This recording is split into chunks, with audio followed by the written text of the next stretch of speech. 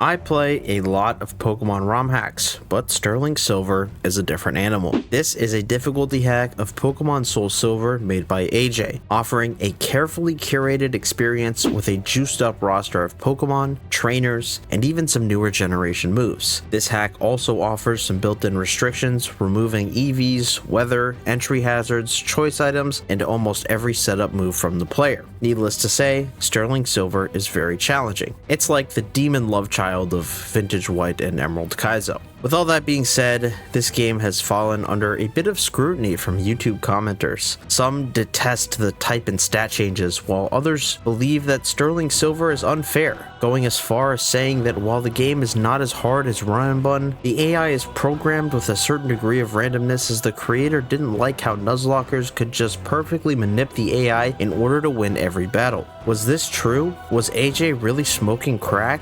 Well, no.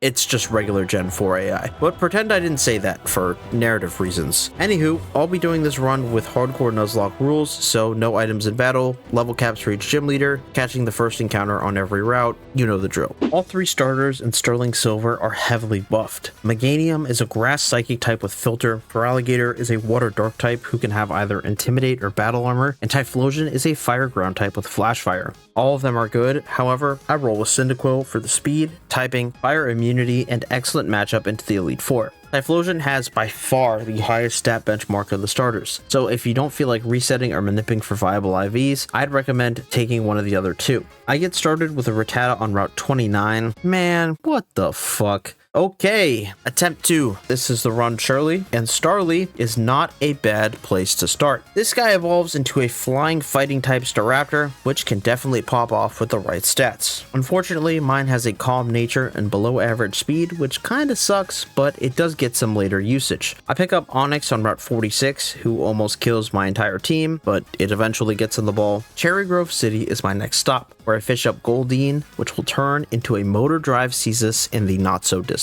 future. On Route 30, I encounter a Sunkern that evolves into a Fire Grass Sunflora. This is a really nice pickup for early game. Before heading to Violet City, I grab Psyduck on Route 31 and fish up a Battle Armored Kabuto in Dark Cave. Once we reach the gate to Violet City, I am challenged by Candace, who, like the entire Sinnoh leader roster, is vacationing in Johto. This serves as an introduction to the many added and occasionally brutal boss fights in Sterling Silver. The Candace fight, however, is largely a pushover. Kabuto takes out the lead Sneasel, Cyndaquil beats Snover, and Sunkern takes out her Swinub for an easy win. Once we get to Violet City, I fish up an Azumarill. This Pokemon is crazy and has been completely revamped. Azumarill has buffed attack and added normal typing and dual stab priority with Fake Out and Aqua Jet. This is one of the best encounters in the game, and mine has a lonely nature and 27 attack IV, so it's a huge pickup. It's also guaranteed to have huge power. As a wise man once said, the game giveth and the game taketh away. So it's naturally fitting that my Sprout Tower encounter is an Effexor Paris. This Pokemon is legitimately terrible and doesn't even have the immunity niche that it would have gotten had I hit the 50-50 for Water Absorb. Sprout Tower also contains a few notable fights, including the double battle against the Sages. My strat here is to simply dodge Metronome Fiction from the Clefairy and double up into Wailmer. A skillful freeze from Meryl makes my life a lot easier, and Kabuto and Quilava can clean up on the Tailo. The final fight in Sprout Tower is a showdown versus Elder Lee. Goldeen and Staravia handle the Houndour, Quilava beats Magnemite, and a few pivots to saw Life Orb Chip sets up for a Meryl Fake Out kill on Mankey. Quilava can then come back in to beat Weepinbell, get some chip on Hoot Hoot, and set up another Meryl kill. Before fighting Falkner, I head out to Route 32 for no reason other than the fact that I forgot to get the encounter and pick up a No Guard Machop. No Guard gives it a nice anti-evasion and hacks item niche, and the Machop line's access to Foresight makes it one of the best Spiritomb and Sableye killers in the game, since they have no weaknesses in Sterling Silver due to the lack of fairy types. Falkner is the spawn of Satan, packing a team of 4 birds and 1 floating bat. Nonetheless, they are all agents of the devil. So what's the chance to wipe here? Pretty high, and we're gonna risk a lot of stuff. A Fake Out from Meryl gets us rolling, then a double pivot into Onix sets up a kill into Staravia. That's first blood. Goldeen is able to skillfully crit Gligar star after some chippage from Onyx, although this matchup was a little riskier than I thought because I had forgotten about speed control AI. Pidgeotto is a prayer session though, which leads to a switch AI proc into Prinplup, who I beat with Meryl and Onyx. I switch in Meryl on the HP Dark from Murkrow, which does a giga shit amount of damage to get a fake out off, then dodge a 1 in 4 on the random move to beat Murkrow with Kabuto. Palava can then come back in on Pidgeotto and clean up to cap off some riskless gameplay and badge number 1. I will say that is easily the most crit dodgy fight in the game, and it gets better from here on out. I had some pretty fucking good RNG in that fight, but a wipe here isn't really bad since you can just get back in like 30 minutes once you have the game down pat. We get things rolling in Bugsy Split with a huge Union Cave Magikarp. I really like how Gyarados is balanced in this game. Because it doesn't get Dragon Dance, the developer actually gave it a good move pool, including Flying Stab, and what do you know, it's still one of the best Pokemon in the entire game without being hyper centralizing and broken. This is the first game that I've played that utilizes the painfully obvious solution to a pretty painfully obvious problem. At the end of Union Cave, the player is trudged into a fight with Maylene. I fake out Meditite with Azu, then kill it with a bite from Gyarados. I bring in Azu on a Rock Slide from Graveler, then fake out into Bubble Beam to play around the Focus Sash. Machoke hits the field next, and this is a fairly safe matchup for Gyarados, who gets a big bounce off for the KO. Bounce's accuracy was only buffed to 90% in Sterling Silver to encourage maximum gambling with your early game Gyarados, so every time we click the move, we do have to consider what happens if we miss. But in this case, I guess we'll never know. Lucario is Baylene's last Pokemon, who I am able to beat with Sunflora. Before anything else, we can pick up 3 more encounters in Guts Makuhita, Poison Heal Shroomish, and Shadow Tag Zubat. Makuhita is great, Shroomish is kind of just okay, and Zubat is the star of the show, being one of the best and most consistent encounters in the entire game. After clearing Slowpoke well, we face off with Proton, the first of many Rocket admin fights in the game. This particular fight is notorious for having risky AI, a set of flags that incentivize the use of risky moves like self-destruct on his Voltorb, for example. If it's not baited out last, the Voltorb has a very high chance to blow up at any given moment. Azu takes a kill on Golbat off the rip, Sunflora does well into the Ivysaur, and some chippage on Coughing from Quilava sets up a Sunflora pivot into a Psyduck KO. Houndour is out next, and I switch into Breloom on the Crunch, and 2 Mach Punches can send it and the Voltorb packing, meaning that we never have to deal with Proton going boom. Bugsy is gym number 2, and he's got a roster of bug and bug adjacent Pokemon designed to make you bleed. This is capped off with his ace, the Scyther from Hell. Sunflora has a consistent 1v1 against Illumise and takes it out with no issue. Onyx comes in on the Rock Slide from Anorith, dodges a crit Aqua Jet, and takes the KO. Heracross hits the field next, and this is beaten by Golbat, one of the best checks in the game for it. I go into Azu on a Rock Tomb from Vibrava, who is very likely to U-turn out here, due to the move getting scored higher by the AI when the attacker is faster than the opponent. We read the U-turn and get some nice chip on Pinsir, who I will try to beat with Gyarados. Gyarados has a good matchup into this thing, but throws hard and misses a bounce, although a second one can finally take care of Pinsir. I switch Azu back into Vibrava and run the same cycle, which lets Scyther get absolutely sniped by an Ice Punch. I'm not even dead to a Crunch crit from Vibrava, so one more Ice Punch does the trick to clear out Bugsy. Getting the second badge unlocks the TM for U-turn, which is a huge asset for us moving forward. Whitney Split is pretty short and starts with a rival fight in Azalea Town that is pretty easy. Once you walk through Ilex Forest, you get the pleasure of fighting Gardenia, who packs a pretty nasty roster. She leads with a Ludi that likes to set rain, which we are okay with. Parasect sits on this thing, so I leech life for some chip damage in hopes of activating the Switch AI. In Gen 4, if you are slower than your opponent and use a move that a Pokemon in the back resists or is immune to, the AI is very likely to switch out. Based on this rule, by using Leech Life on Ludicolo, we can get Switch AI into either Mothim or Voltorb, or Ludi can just stay in. We have tentative plans for all 3 outcomes. Gardenia decides to switch into Mothim, who gets sniped by a Rock Tomb. This gives me a switch into Azu, who is able to kill with a Fake Out. I run a Pivot Cycle with Gyarados for an Intimidate, as Parasect comes back in to 1v1 the Roserade. Are we risking some crits here? Most certainly, but Parasect is a totally fine loss at this point, although my man Steve Gomez comes out on top regardless. Azu switches in on Lileep and gets crit by a Rock Slide, but a fake out into Ice Punch can still take the KO. Breloom then chains the low HP Ludi and Voltorb to round out the fight, getting us through Gardenia. After clearing Ilex Forest, we get a big box refill, which starts on Route 34 with a Hypercutter Krabby. This is a 50-50 for shell armor, and losing it is pretty unfortunate. Kingler has the Vintage White treatment in this hack, so it's still a Water Steel type and gets protected by level up, which is really good, but we definitely won't be able to use it to its full potential. Goldenrod City Grass has a lot of great encounters, but a Sassy Nature Intimidate Electrike is not one of them. I also choose to hatch my Togepi egg in Radio Tower, so that's pretty cool, and then I begin to head up north. You can clear out routes 35 and 36 pretty feasibly before Whitney, so that's what I choose to do. My rewards for doing so are a Battle Armor Nidorino, Nosepass, and a Limber Mankey. Nidoking is a solid encounter, and mine has a Hasty Nature with a juiced IV spread, so you won't hear any complaints from me. Nosepass will have Magnet Pull on evolution, meaning that we will miss out on the godly Levitate Probopass, but being able to pull for steel types is a pretty good trade-off. Mankey is fairly hungry for IVs, and while mine has solid speed, a modest nature and poor attack IV hurt a lot. This brings us to Whitney, the demonic gatekeeper to the mid-game who demands either dead Pokemon or extreme fraud. This team is juiced to the teeth, and Miltank absolutely ran my shit in the builder, forcing me to go to the depths of the resources that were available to me. Okay, Kingler is pre-damage because we're Impish Nature, so I need to show it a little bit of pre-damage to click Jump Kick. So we're going to protect here. Okay, I need this return to not crit, if that's alright. I'll do it. Okay, nice. Pretty good roll too. Protect here, we're going to crash it again, and then after 2 ticks of crash damage, this is always going to die to Aqua Jet. Perfect. Should eat this. Perfect. Not getting crit there is pretty huge, and you'll see why later. U-turn to crack the Tanga Berry. Nice roll. Go back into Pig P. We're actually going to sack it here. Unfortunate. A little unfortunate. But it's all in the name of good fun. We're going to kill this with another U-turn, and we're going to bring in Azu, and Azu's going to get Miltank in. Fake out here.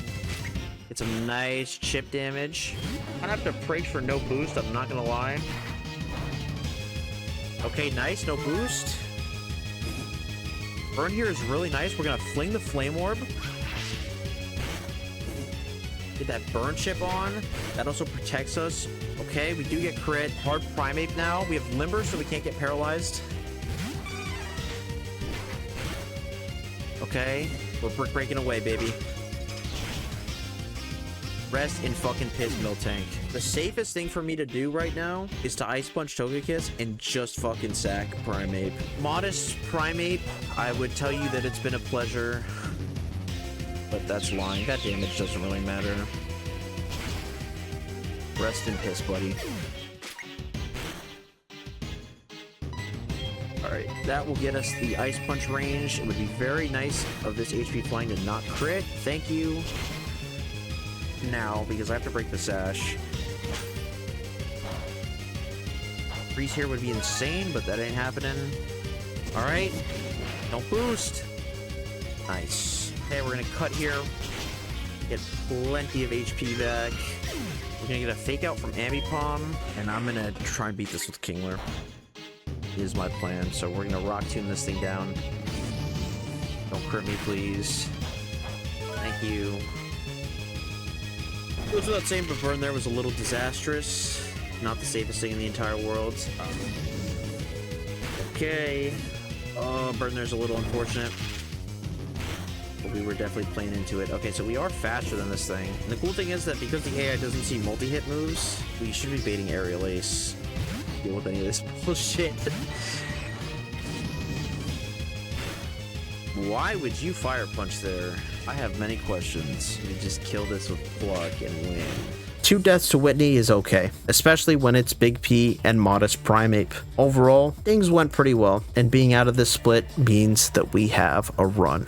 Morty split is also fairly short and starts with another encounter. Levitate Magnemite at the Pokeathlon is huge. This is an awesome pickup. After heading back to Route 36, we can take on Dawn, but this fight is easy if you do it in Morty split, and we get through with ease. Route 37 houses a showdown with Rourke and Byron, a double battle that truthfully looks a lot harder than it actually is. The Bronzong can be pretty disruptive, so my plan for this fight routes around it while leaving Lunatone alive. This works out well as I'm able to take out both Absol and Omastar before pivoting to the other side. It's a 2v1 from here on out, and we're able to clean up with no issues. Before getting to Morty's gym, we can pick up a few more encounters. Fishing in Ecruteak City guarantees the player a ghost type, and Ghastly is an absolute beast. Double and Burn Tower is a sweet pickup, especially because this is going to evolve into a Shell Armored Camerupt. Spheal on Route 38 kinda blows, but at least it's a good dupe. I grabbed Swablu on Route 42, which is definitely an encounter of all time. Mount Mortar repays me though with a big Aeron pull.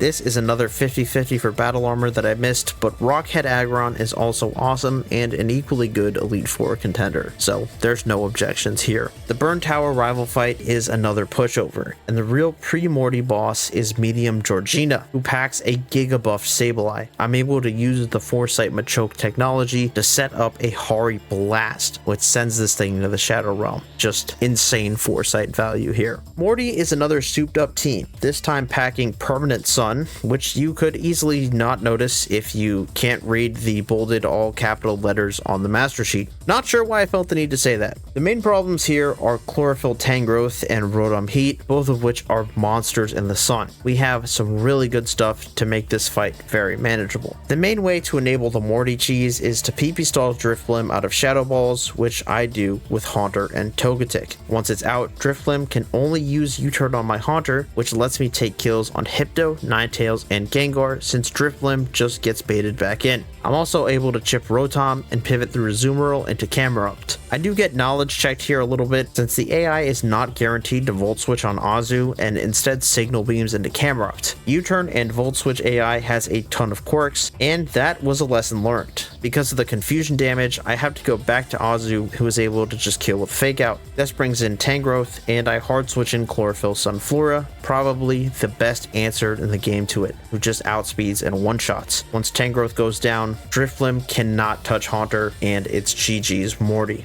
We have a couple of objectives in Chuck Split. With the Perma Rain Crasher Wake fight coming up, it's very important to secure a Water Absorb Pokemon. We have several chances to do this, and we start at Newbark Town, which is an encounter that I simply forgot to pick up. We get our state-mandated -speed Surskit instead of the mythical Water Absorb Mantine. Shit, I would have taken a Water Absorb Lumineon here as well, but that's a little unfortunate. Our next stop is the Ruins of Alph, an encounter that I had the luxury of being able to delay. We surf here and hit a Water Absorb Wooper, which solves our Wake problem. As we continue to backtrack, we head to Route 37. Since we have Evo Stones now, Magnet Pull Probopass is online, and Route 37 has a Magnet Pull chance for Skarmory. Skarmory is a 50-50 to have battle armor, and to be a Skarmory is one of the best Elite Four Pokemon. You'd be an idiot to leave it in your box if you have one. Surely, nobody would ever do that.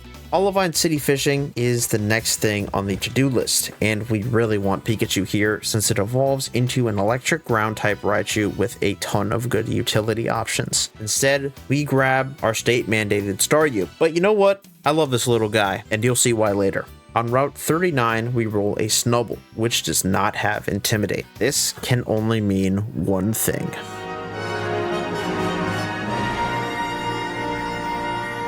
On the way over to Cianwood, I grab Corphish, which evolves into a Shell Armor Crawdon. This is very good. Slowpoke on Route 41 is the next pickup, and the evolution is directed by the ability 50-50. In my case, I will have a Shell Armor Slowking. I also grab Solrock in Cliff Edge Gate, which is not great. Tentacool in Olivine City is my last encounter, and this is a guy. Eugene is the next big fight in Sterling Silver. This battle is notable because it's the first major fight in the game that features hacks items, which in this case are a Quick Claw and Bright Powder. Eugene's Jumpluff holds the Bright Powder, but Crobat absolutely sits on it. I'm able to get an Aerial Ace off before it switches out. This brings in Alakazam, and I can safely switch into Crawdon and kill with Knockoff into Brick Break to smash Reflect. Jumpluff comes back in, and Crobat is able to take the kill. Electrode is baited out next, and I bring it down to the Sash with Quagsire, then kill with Tentacruel. I end up pivoting through Crawdon on the Gengar, but due to a Hypnosis miss, Crawdon is actually just able to kill it. Had that not happened, Kingler in the back had this matchup on lock. The QC Vaporeon is Eugene's last Pokemon, and Tentacruel with the power of Mega Drain plus Rest is as good of a combo for beating this as it gets. And I can finally win the matchup after a long war of attrition. Chuck's gym has been edited into a gauntlet, meaning that you take on the 4 trainers in here with the same team, while also not being able to leave. I made the grave mistake of planning this front to back, meaning that the easier trainers are dealt with, but the raid boss at the back, Black Belt Lao, starts to absolutely run my shit. A crit on the Sudowoodo into a low roll to miss the range to KO means that we are steering. Quagsire has to do a lot of work here, taking a kill on Amphi and chipping Wailord for Kabutops to finish it off. I'm able to take out Hitmonchan with Skarmory, but now I'm staring down the barrel of an adaptability Weavile. Also, what the fuck? Why does this thing have adaptability? I don't know. I'm just a silly guy at times. I have no idea. Anyways, I can at least do damage to it with Skarmory, and I go into Kabutops on an Ice Punch for an easy Accelerock kill. Except it's not an easy Accelerock kill, because we get fucking frozen. My solution here is to pivot through Staraptor into Tentacruel and skillfully dodge a 1-in-8 crit, or else we probably would have wiped.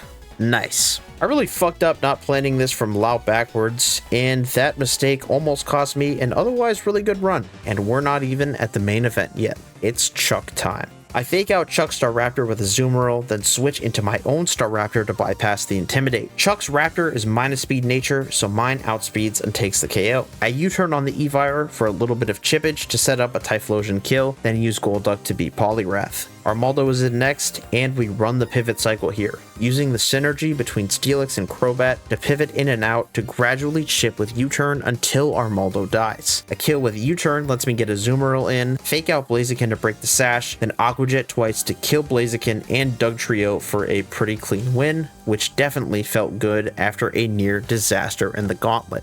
We get things rolling on Route 47 with the Slugma encounter. Magcargo is a fire-water type with Water Absorb in this hack, and it's one of the best Pokemon for the upcoming Wake and Jasmine fights. Needless to say, this is a really nice pickup, and Huel is about to do some heavy lifting. I decide to Magnet Pull in Cliff Cave for Electrode, which I end up missing, but am I really missing it if I pull a Battle Armor Phanpy? Donphan has access to Charm and Rest by level up on a bulky Battle Armor Pokemon. If this sounds broken, it's because it is. After picking up those 2 encounters, we are thrust into a boss rush, which begins in Perma Rain with Crasher Wake. Wake's lead Gyarados is a problem, and I decide that the best course of action is to throw my Manectric at this thing and sack it. I'd say it's been a pleasure, but I'd be lying. Nidoking hits the field to revenge kill, setting up a 1v1 on Ludi with Tentacruel. We get some huge Rain Dish value here, and with Black Sludge, the recovery is pretty epic. Sludge Bomb 2-hit KOs and sets up a PP stall on Floatzel with Nidoking and Magcargo. Once Floatzel is out of Hydro Pumps, it's food for Nidoking. Catstorm is up next, and we start a pivot cycle with Quagsire, Crobat, and a few others to chip it down for a Giga Drain KO.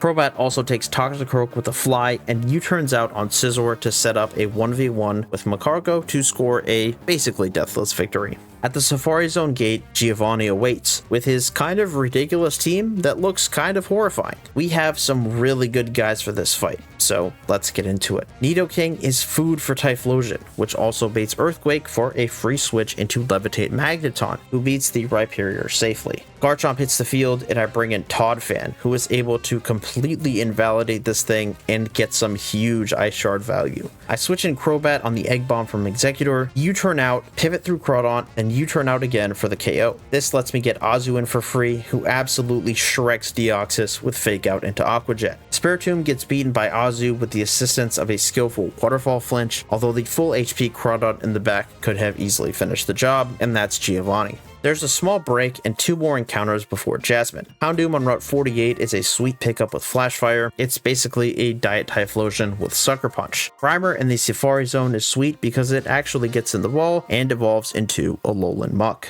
Steel-type gyms are jobbers in most Romhacks, so surely Sterling Silver Jasmine is no different. You thought wrong! Well, it might be a little different. This is a double battle, and it starts in 5 turns of Trick Room. Her new ace is an AI exclusive Steel Dragon Bastiodon that drops Dracos. I don't know. I'm just a silly guy at times. I have no idea. AJ was in fact smoking a little bit of crack with this one, I'm not gonna lie. I bait a double target into Kabutops and begin to unleash Huel. With just 20 base speed, Macargo is a monster in Trick Room. Lava Plume gets us on the board, then I switch in Typh and Lava Plume again with Huel to take 2 kills and power up Typhlosion's Flash Fire. Typh is pre-damaged and holding an Iron Ball, which sets us up for the fight to go one of 2 different ways depending on what comes out. Magnezone and Empoleon come in next, so I decide to switch out Typh for Hariyama on the Aqua Jet and shred Magnezone with Huel. This brings in the Dawn, who I am going to try and keep alive for a bit. I start by switching to Azu and taking the KO on Emp. Once Steelix comes in, I fake it out so that I can stall the last turn of Trick Room, then double up into Steelix for the KO. After that, I can 2v1 the Bastiodon for a fairly clean Jasmine win. This next split is long, like really long, and begins with a box refill. Cast form in Mahogany Town is Booty Cheeks. Azalea Headbutt Spearow is nice though, and hitting Magnet Pull for Route 43 Absol is even better. Absol is a Dark Steel type in Sterling Silver, hence the fact that I can Magnet Pull for it. At the Lake of Rage, I decide to take a Headbutt encounter and catch my government-mandated Zip Code IV Hypercutter Fortress. This is an ability 50-50 that absolutely sucks to miss, and not having Shell Armor on Fortress makes it pretty fucking useless. After the box refill, we head into Rocket Hideout. The rocket splits in this game get wild, and we're pretty much immediately doing degenerate shit like hitting a raw Toxic on a Bright Powder Togekiss, and in case you forgot, this is not Gen 7, so Toxic can miss. This section is highlighted by a lot of grunt back-to-backs, which pack some threatening Pokemon and occasionally force you to make some difficult decisions. The next part of the Hideout are the password grunts and scientists, which present their own set of challenges. I make a big mistake on the first password grunt, where I quickly realize that I have failed to do a simple task. This is what we call the reading lock, where you read the damage calculator to make sure that your Pokemon is faster than the enemies. I failed the reading lock, and as a result forgot to level up my Granbull to outspeed the Feraligatr. I am forced to steer out of it, having to sack both Cast Form and Granbull in the process. With Guts and 30 speed, it was time for another Granbull fantasy to rest in peace.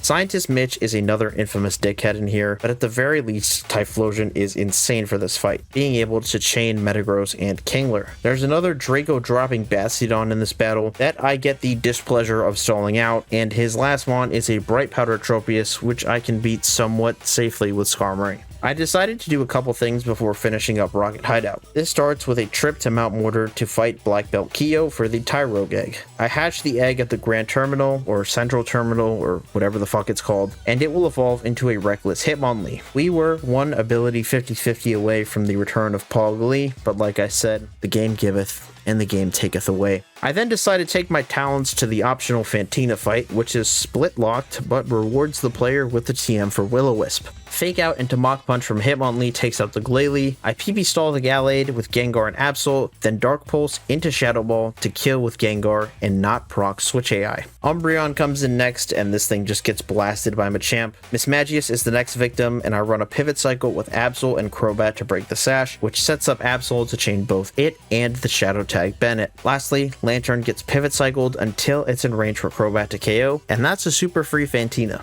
There's only 2 more fights left in Hideout, the first of which is a face-off with Petrol. The main terrorist is his Quick Claw Exploding Whale, which just throws a monkey wrench into a lot of plants. Shell Armor plus Counter beats the Huge Power Pidgeot, which brings in Purugly. Gengar forces this thing to U-turn, so I can snipe Absol with 2 Brick Breaks for the KO. This brings in the Whale, and it's time for Kabutops to lock in. Kabutops is pretty good in this thing. We're gonna get the dive. Now, we're gonna protect to stop the dive. Now the issue here is, because I showed Protect, Dive should be at -1 score, meaning that I believe there is a chance that it can Ice Beam here. We do have the Espere Berry in case that happens. I'm kind of just throwing this at Wailord and praying, so let's do it. Okay, nice Rock Slide. Show me a flinch here. Okay, it's, oh wow, it's actually clicking Ice Beam. Okay, no freeze there is good. Show me a flinch. Okay, I think we rock slide again. We live boom from here. Okay, nice flinch. All right, I'm calling it out. Explode, you piece of shit. Let's fucking go. Big time players make big time plays. I pivot through Probopass on the Tropius into Gyarados, who can take kills on it and Magmortar, then rivet back into Gengar to finish off Perugly. There's one last fight in the Rocket Hideout, and it's one I will never forget. This is a 12v12 versus Ariana and Archer with a double Intimidate lead, a ton of threats, screens, and hazards. We are partnered with Lance, who is definitely the partner of all time. His lead Aerodactyl has wonky AI and is typically just there to be fodder. Ampharos, Dragonite, and Blastoise love to spam and miss their inaccurate moves and just get you farmed. This is a tough fight. Alright, we're gonna detect. Crit this, please crit this, please crit this arrow. Oh my god, you fucking suck. Alright, don't get crit by this rock slide. Okay. Oh my god, you don't even target. You don't even fucking target. Terrible. Terrible. Actually embarrassing. Alright, Torterra QC here would be insane. Unlucky. We're gonna Brick Break. Goodbye, Tyranitar. Okay, still gets the drill run off. Please kill. Nice. Nice. Crit it. Crit it, crit it, crit it. Oh, switch AI. Into Gengar. Whoa. Alright, I'm down to just protect Aggron here. Oh, nice QC. Rip it. Oh. Another switch AI. Holy shit. What is going on in this fight? At least this piece of shit fucking dies. Okay, actually, that worked out. Max attack Fearow, baby. Okay, nice T-Bolt in here and T-Fang in here. Focus Blast gonna kill this. Sick. Hammer just flamethrowing, alright, it's probably going to Gyara. Gyarados is very dead to crit body slam here.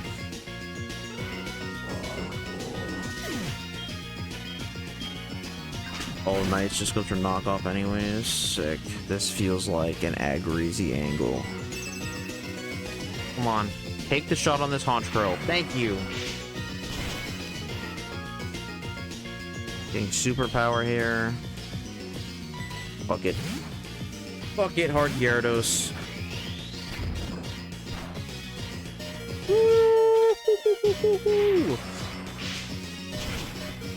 Alright, my Gyarados might be cooked here though.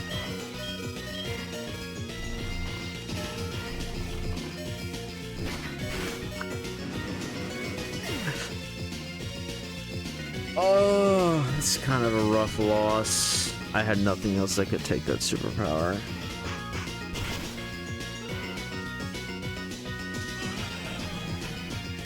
Alright, we're in a 2v1.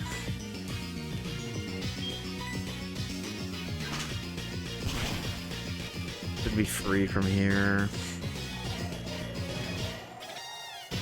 Gyarados is kind of cheeks though. I'm NGL. Alright, I'm mashing Sucker Punch.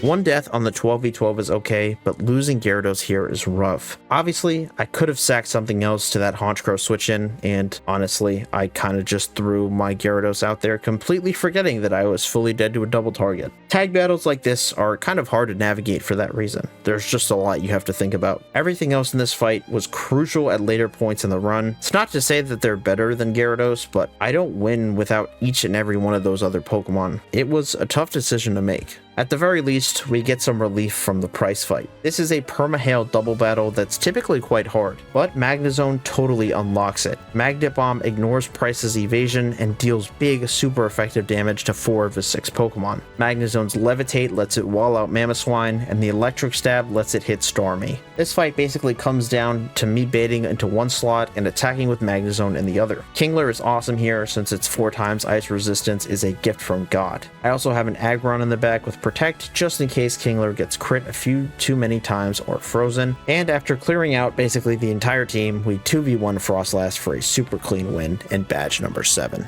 If you thought things were going to get any easier, you were sorely mistaken. Welcome to Radio Tower, where the madness gets turned up to another level. You are tested here. You have to push EXP and may have to make some tough resource decisions to try and mitigate some risk. It's quite common that you'll get box checked by something in this split, and while the first batch of grunts isn't too bad, Petrol spawns in again, and this fight is harder than the last. A fake out from Azu and a switch into Typhlosion sets up a kill on Pidgeot. The pre-damage on Typhlosion gives Skarmory a free switch in, who can 1v1 the Kangaskhan. Altaria can switch into Magmortar and take a kill with a Power Herb assisted fly. Many flyers have died to no guard Magmortar, but not mine. I sack Altaria to Sceptile, which lets me 1v1 with Aurora Beam for Magnezone. Donphan absolutely eats Absol for breakfast, meaning that Wailord is out last and cannot blow up, so Azu handles the 1v1. The next fight features a cameo from Argenta in the Goldenrod Underground. This fight has some demon shit, but we are very well equipped here. A Crobat U-turn baits a Psychic into Absol, who's able to outspeed Uxie and kill with Crunch. This baits Earthquake into Togekiss, who's able to Encore the Swampert and 1v1. Nidoking takes down Drapion, which sets up for Aggron to absolutely shit on Snorlax. Earthquake from Dragonite comes into Togekiss, who's able to Encore it again and 1v1.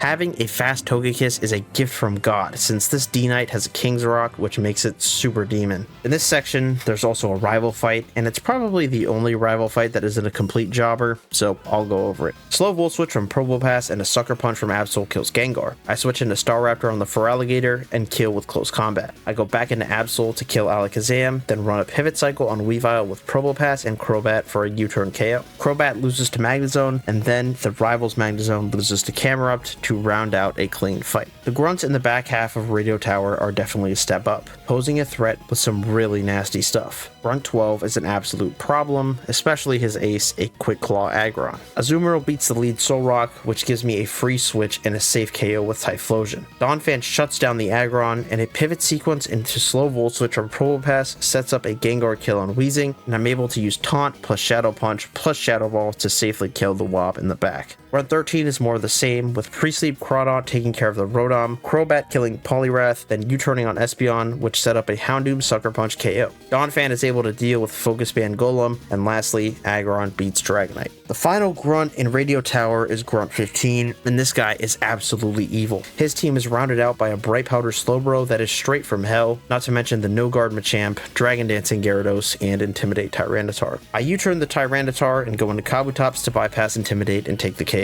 I pivot through Nidoking, sets up a Starmie kill on Machamp, and now we're staring down the demonic Slowbro. I tried. I really did. I tried to come up with a safe way to kill this, and it just wasn't happening. So what Starmie needs to do here is it needs to skillfully hit a Zap Cannon. It is 100 accuracy. We have probably 2 realistic chances of hitting it. If we miss enough of them, we probably just wipe. Let's do it. Oh no! Oh god! Oh god! Oh god! Don't crit! Don't crit! Don't drop! Please don't drop! Oh god! Oh god! Okay, please hit this. Oh god!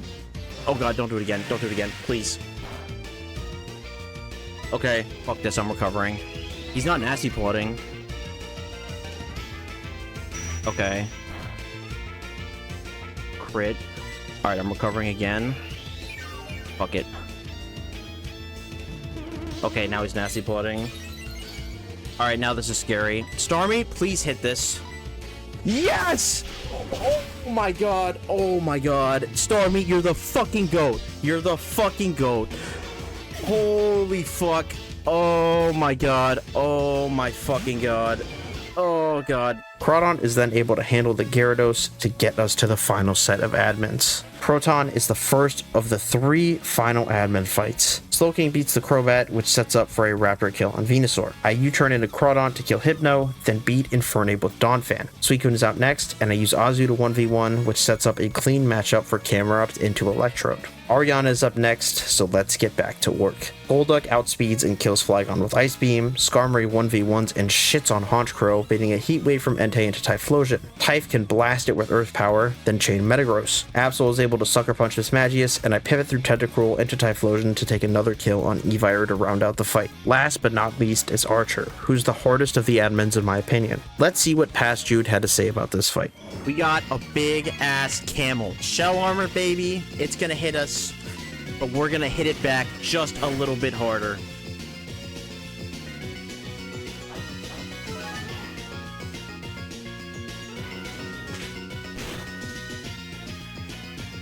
Easy. Starmie should always puppy here. We're gonna go into Caesar.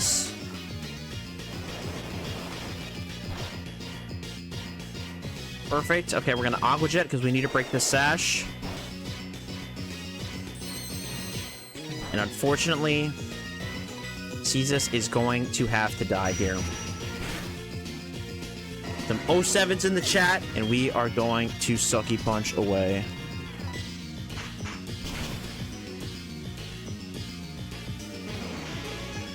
Alright, Houndoom next. This is either Fire Blast or HP Fighting. We'd obviously much prefer Fire Blast.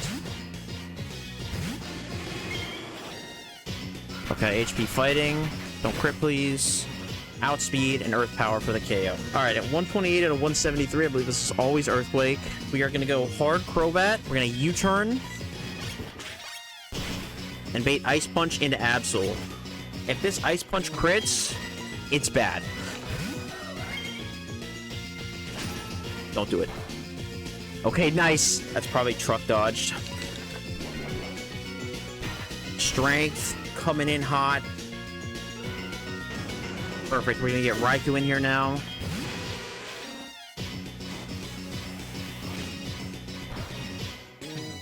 We're gonna U-turn out now.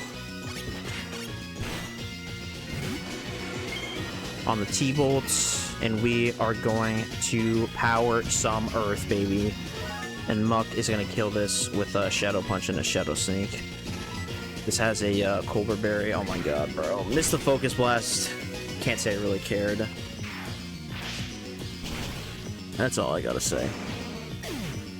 And we're free. Clearing Radio Tower is a relief, but we are by no means out of the weeds yet. There's a few more encounters before Blackthorn, and I pick up Seal, Piloswine, and V8 Lantern. Clair's gym fight has been significantly overhauled. It's now a 6v8 double battle featuring Lance. Their team is insane, with 2 Lotties, a Rock Dragon AI-only Rampardos, Salamence, Dragonite, Charizard, and a very pesky Electric Dragon Ampharos. This fight is nuts on paper, but you do get some really nice tools if you're willing to invest some resources. You could also just skillfully get the adaptability Weavile that kills most of this fight on its own, but we got Seal and Piloswine instead. They got KD, but we got Jaden McDaniels. I cooked up an awesome lead sequence for this fight. Detect Fearow, Icy Wind turn 1, then turn 2, I U-turn Fearow, then Avalanche, which is changed to an Ice-type clone of Rock Slide in this hack. I take a shot from Latios on Kingler, then Charizard comes out. I protect to drop the Kingler's speed and kill Latios, then Ampharos hits the field. I go under with a dive from Dugong, then blow up my Kingler to take another 2 kills. I get back into Fearow to draw in moves from Salamence. Rampardos can target either slot here, but I'm still underwater and slower with Dugong, so if it tries to kill Dugong, we just dodge it. Fearow detects, then Dugong comes up with dive for some nice chip. The next turn, I Sucker Punch Ramp and then sack Fearow to Salamence. I switch Hitmonlee into the left slot, and this is where the fiction comes in.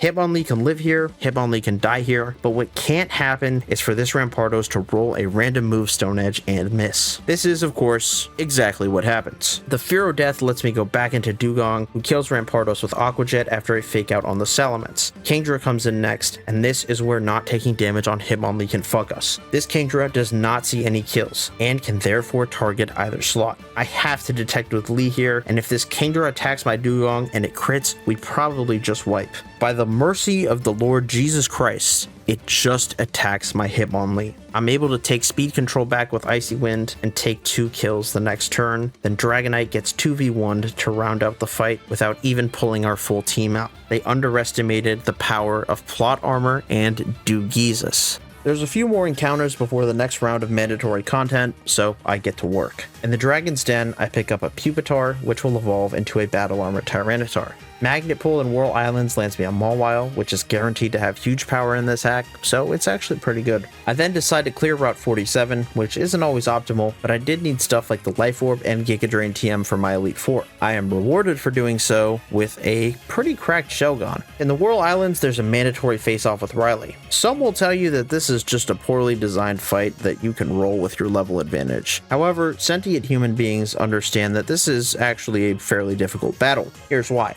First of all, permanent rain is an issue and covers the fire weaknesses of 4 of Riley's 6 Pokemon. Second of all, there's 2 hacks items here. Lax Incense on the pincer makes it a pain in the ass, and even more so with a Quick Claw Boom Metagross in the back. I don't have a Hurricane Pokemon that can just blast pincer and ignore the evasion, and all my pincer counters baited in Metagross second, so it was gonna be a long ass fight. Skarmory with Aerial Ace is my best answer to the pincer, which baits in the Metagross second. Steelix skillfully dodges a Meteor Mass boost into EQ crit to kill Metagross, which made my pants very brown. Poliwrath is out next, and I, at the very least, can have some fun here since Swiftsum Golduck just absolutely eats, taking kills on Poliwrath, Absol, and Salamence. Lucario is out last, and I pivot into Crobat to break the sash with U-turn, then take the kill with Mawile. I put some belt to ass on Lugia, then head out toward the Elite Four. I pick up Empoleon on Route 27, and while this is good, missing Motor Drive on it kinda sucks. I get a pretty cracked Shuppet in Toho Falls, and having another Ghost online is sick. Banette is an Elite Four candidate, so no objections here. One last Magnet Pull on Route 26 gives me some great Electrode odds, but I am rewarded with another government-mandated Pokemon, this time a Sassy Nature Hydration Jinx. In Victory Road, I grab a Vibrava, which is a ground type in this game, as God intended. Safe to say,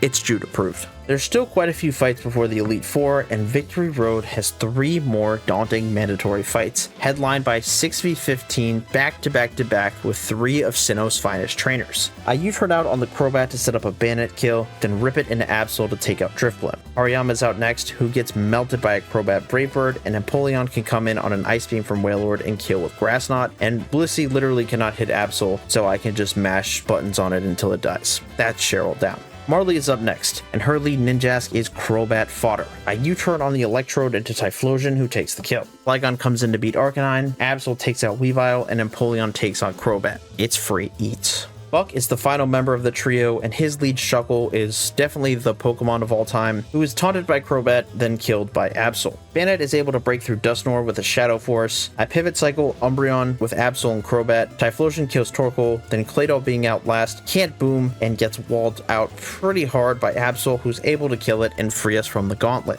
Steven is the next big fight in Victory Road, and this team packs some more heat. Metagross is Typhlosion food, then I pivot through Quagsire into Absol to Sucker Punch Starmie and Chain Kill Armaldo. I get Aggron down to the sash with Donphan, then rest up an Ice Shard for the KO. This guarantees Psycho Boost from Deoxys, so I can go back into Absol and Sucker Punch again for the kill. Lastly, Aerodactyl is walled out by my Levitate Magnezone, who secures us the W. The last fight in Victory Road is another 12v12, this time against Falkner and Flint, and with our rival fighting by our side. Not sure if I had a really good box for this, or maybe it's just a tamer fight, but this 12v12 felt a lot easier than the Rocket Hideout one. My rival's Crobat gets doubled into and just immediately fucking dies. Thankfully, we have a bomb online, and Solrock brings the boom to even the score. I bring in Crobat, and for Alligator, Raichu, and Rotom hit the field. I U-turn out on the Raichu into Flygon as Rotom Volt switches out. Magmortar comes in and takes a nasty waterfall in the process. This sets up a double kill as I use Flygon to blast Raichu, and Feraligatr kills Magmortar. Octillery and Lopunny are out next, so I U-turn into Tentacruel as Feraligatr goes down. Meganium then hits the field, and I Giga Drain Octillery, who is finished off by Meganium.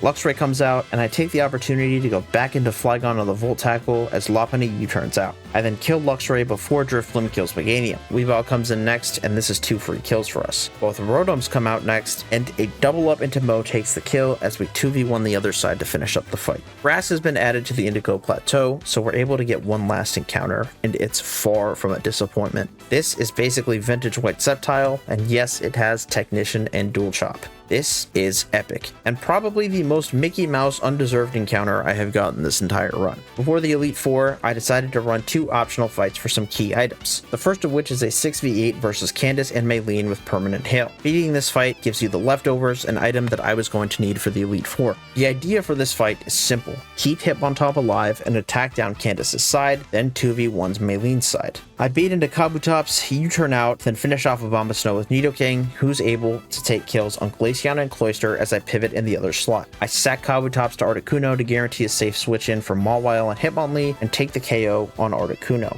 I then 2v1 Hitmontop and Blaziken before Empoleon comes out. Mawile could have lived here had it skillfully dodged a crit blizzard, but it didn't, so it had to die. This at least sets me up to kill Empoleon and Lucario basically for free, so I'm not complaining, and the leftovers are online. Cynthia is the second optional fight that I decide to do before the Elite Four. She grants you access to Volt Switch and Trick Room, as well as 2 additional heart scales. Foresight into Machamp Blast takes out the Spiritomb, and I second to Togekiss to set up my epic Mach Speed Mamoswine Fantasy, taking kills on Togekiss and Lucario before sacking it to my Milotic. Jinx then kills Milo and chips Giratina before dying, which lets me clean the fight up by dropping Dracos with Salamence. Sterling Silver's Elite Four is absolutely mental. Will is a perma-sun fight, rounded out by a demonic Chlorophyll Executor and adaptability Porygon Z that kill everything in sight. The challenge with Koga's team largely centers around preventing Stealth Rocks from the Gastrodon, trying to stop Fortress from exploding, and routing around Bannett's Shadow Tag. Bruno is an even bigger bastard, toting Pokemon like Mixed Attacking Swampert that can dish out nuclear Hydro Cannon damage if you get it in Torrent, a Draco dropping Flygon, a Sash Rockhead Aggron, and his ace, the Hellspawn that is Quick Claw, No Guard, Dynamic Punch Machamp. Did I also mention that this fight is in permanent sand? Yeah.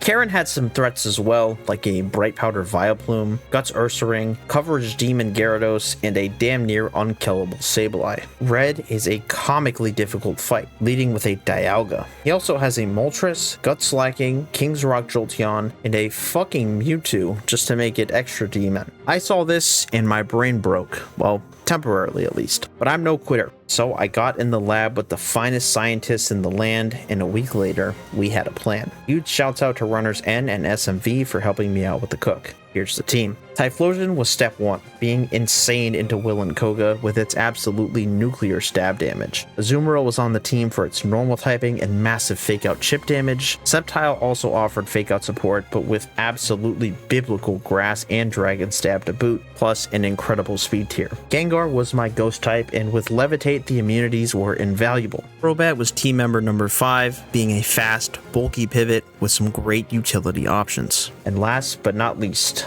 Battle Armor Skarmory. You'd have to be an idiot to leave this in your box for the Elite Four, or would you? Open shot, fate of the universe on the line, or the Martians have the death beam pointed at Earth, you better hit it.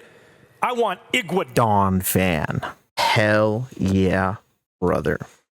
My lead on Will is simple. Fake out Espeon to break the sash, then switch in Typhlosion on the Heat Wave to activate Flash Fire.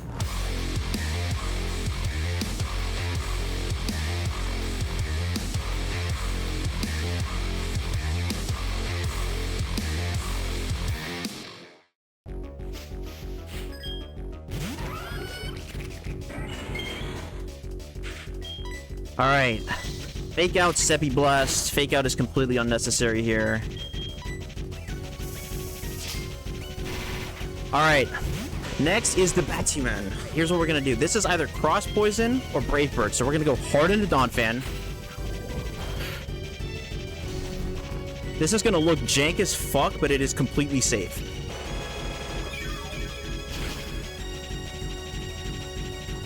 It's a pretty high roll.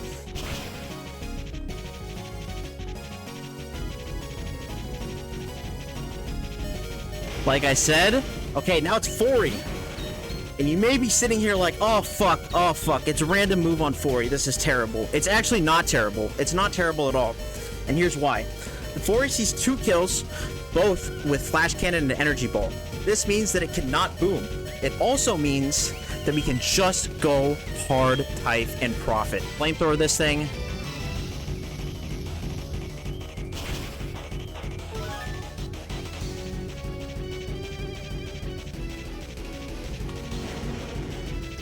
Then Drapion, the E-Power.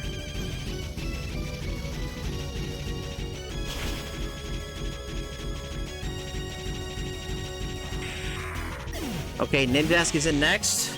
We're just gonna go hard Crobat.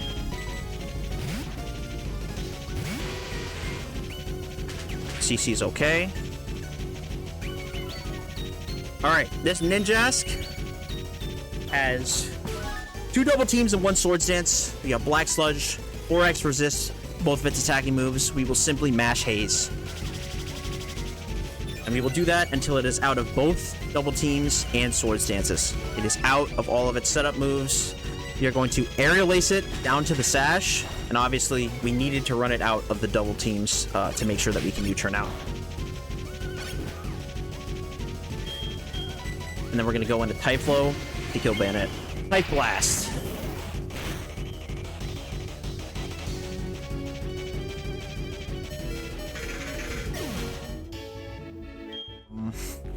I mean, this fight actually gave me the most trouble in the builder, like early on, but we actually have a pretty good line into it. So we're gonna fake out with Mr. Michael Mouse. Get some nice damage. Okay, we are going to click Aqua Jet.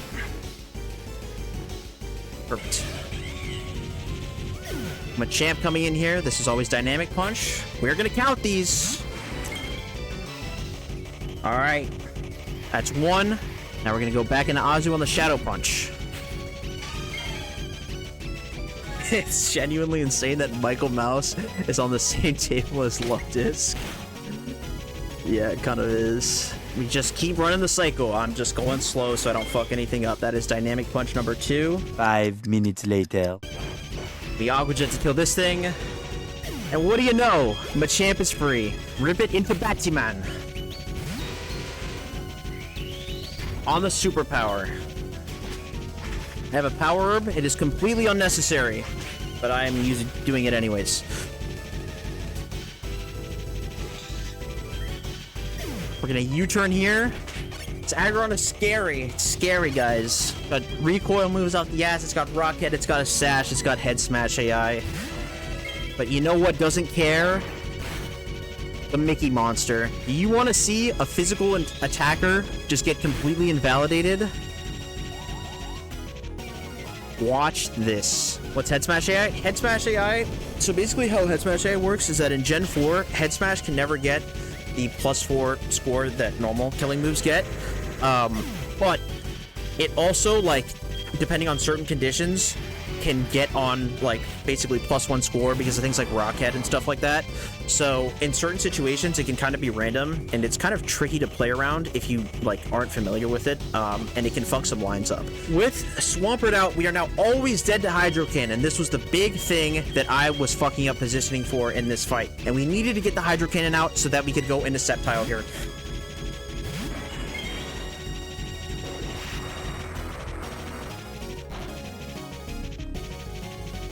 Beautiful. Beautiful. All right, we're just gonna Seppi Blast this. Go through the Rindo Berry.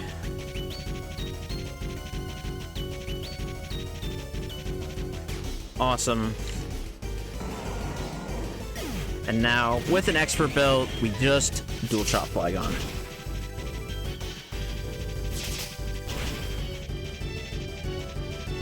Wunderbar! Alright.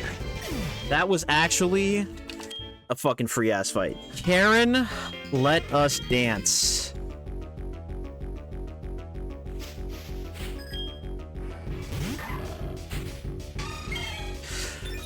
Alright. Get the attack boost on Lucario. That is okay. We're gonna fake out here. Break the sash. Superpower coming into Gengi. Perfect. Alright, this is either V-Switch or Flash Cannon into Type. Okay, cool. Flamethrower to kill this. Where it is always Aqua Tail from here. So, we're gonna do a little bit of magic. We're gonna fake out, gonna U-turn, and then we're gonna go into Gengi, who is holding a Focus Sash. Who's just gonna chug this Brave Bird. Ah! No, I'm just kidding. And then, even if that fake out didn't crit, Thunderbolt would have killed after the recoil and all that stuff. This looks like a boom screenshot, but it's not. Now this is where things get interesting. We're gonna get a Shadow Punch and an Azu here. And you might be like, oh, it's a random move. But because our item is used knock, it's on -10, right? So he's killed, it's still -6. So she get a Shadow Punch and an Azu. We're gonna pivot through Azu. Perfect. And then what we're gonna do is we have an item on Azu. And the reason why we have an item on Azu is because we wanted to click knockoff as many times as it possibly can before it runs out of Shadow Punches. That's the basic idea. We're gonna go to Donphan now. Okay, Wisp's fine. All right, we're gonna charm this thing down. Last charm to get it to -6. And then we're gonna rest out of it. All right, now we're gonna pivot between this and Azu. And we're just gonna run it out of Shadow Punches. 5 minutes later. Okay, he's out. One more turn to struggle. Perfect. Okay, we're gonna get Vileplume in next. Now this was very important. The reason why we did the full PB stall, the reason why I went to sleep, everything. It's so that this Vileplume always Giga Drains here. And the reason why we wanted to do that is so that we could play around a double crit risk on Vileplume. So because Azu is asleep, it's gonna Giga Drain here, meaning that this 1v1 into the Bright Powder Vileplume is completely safe. We have Aerial Ace. Aerial Ace is going to 2-hit KO. This has Spore, but we do have a Chesto Berry.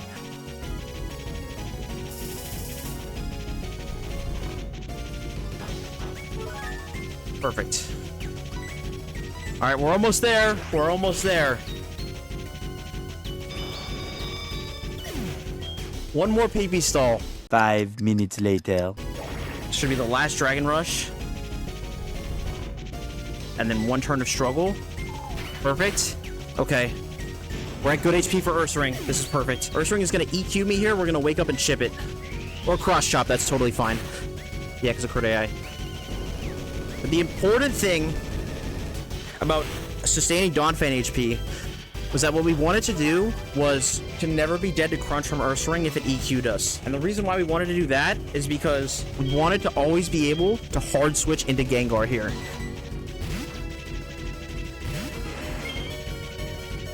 So EQ, perfect. It's going to take the burn tick now, and we kill with Giga Drain. What the fuck do you think about that shit? We're going to Steven. All right, here we go. Red.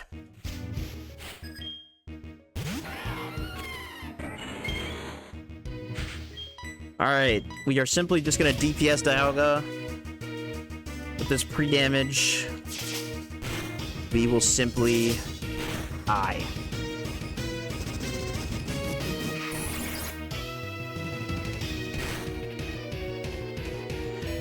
Alright, the motherfucker didn't die, but it's gonna die.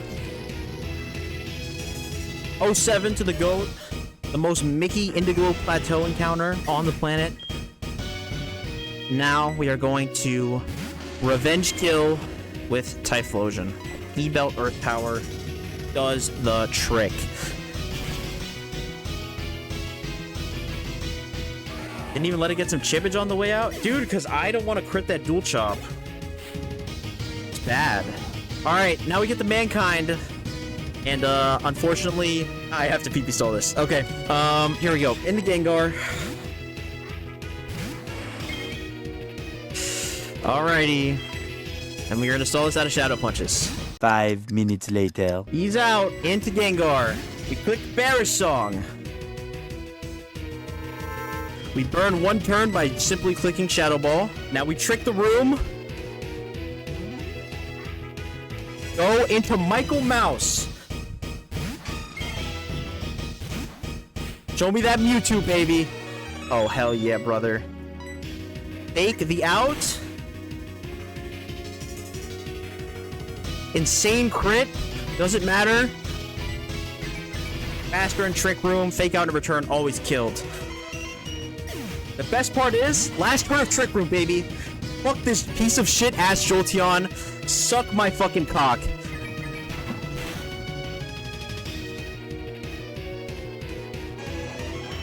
Alright, Trick Room's out. And unfortunately, this marks the end of Michael Mouse. Can we get some 07s in the chat? the most Mickey of Mouses, the lonely 27 attack Azu. See ya, my man. Alright, we're gonna 1v1 this Venu.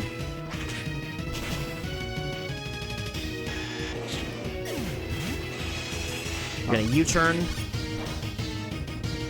And we can actually just beat this with Donphan. Like, in just the stupidest way possible. This thing is so fucking funny. Watch this. Like, you guys thought that... Like, there's Mickey Mons in this game. I don't know if you guys have fully come to appreciate the Mickeyness of Donphan. It's just disrespectful. It's so funny, bro. This thing is so stupid.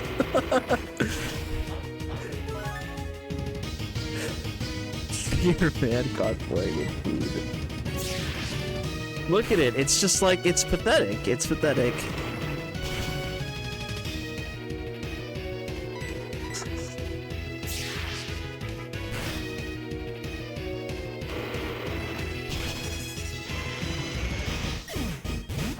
It can't hit Gengar.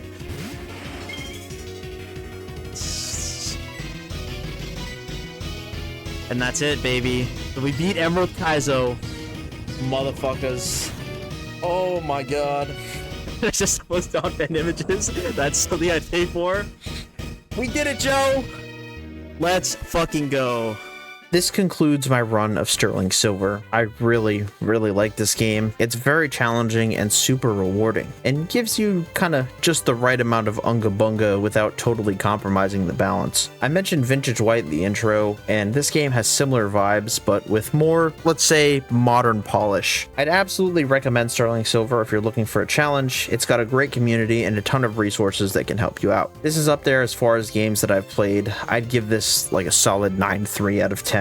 It's awesome, and I plan on exploring the post game, which is even more coked out. If you enjoyed the video, be sure to like and subscribe, and Twitch, and yeah, whatever. Jude out.